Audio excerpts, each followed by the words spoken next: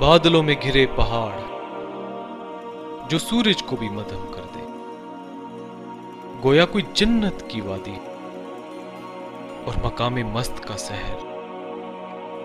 यकबाई कोहे सलेमान की खूबसूरत चोटियों में से एक। मैंने अपने सफर का आगाज गुलू खंडक से किया। गुलू खंडक के खुश्क और खूबसूरत पहाड़ और उनमें से बहते चश्मे एक अजीब सा मंजर बयान कर रहे थे।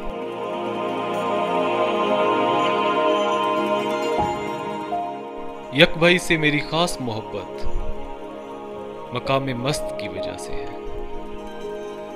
मस्त औकली जो अपने महबूब की वफात के बाद यानी सम्मो की यादों को भुलाने के लिए एक जगह से दूसरी जगह भटकते रहे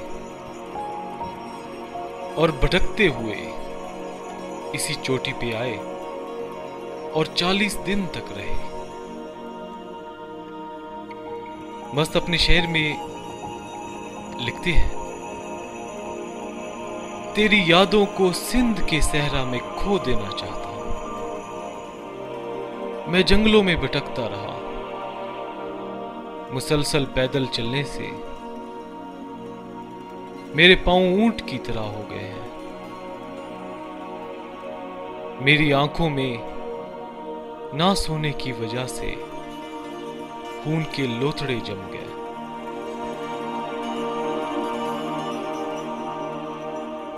मस्त औकली इश्क मजाजी से इश्क हकीकी तक जा पहुंचे।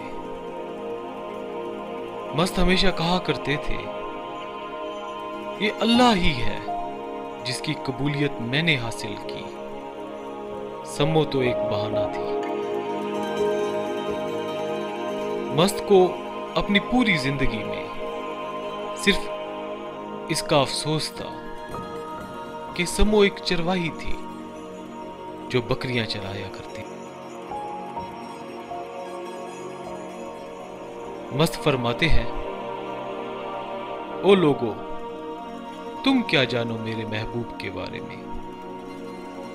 मेरे दोस्त को बहुत देखभाल की जरूरत है, ऐसी देखभाल जो तुम अपने बेटों की करते हो, ऐसी देखभाल जो एक मादा अस्प या मादा घोड़ा अपने बच्चे की करती है। सम्मो देखभाल का कहती है और देखभाल करना मुझे पसंद है। सम्मो कभी बकरियां चराने के लिए तो ना बनी थी। मकाम में मस्ता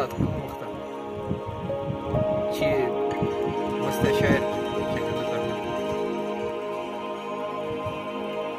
मावती छम्माई गिद्देगा गंजा नदी है मेहरा मंदिरा रंजा निश्ता को दगा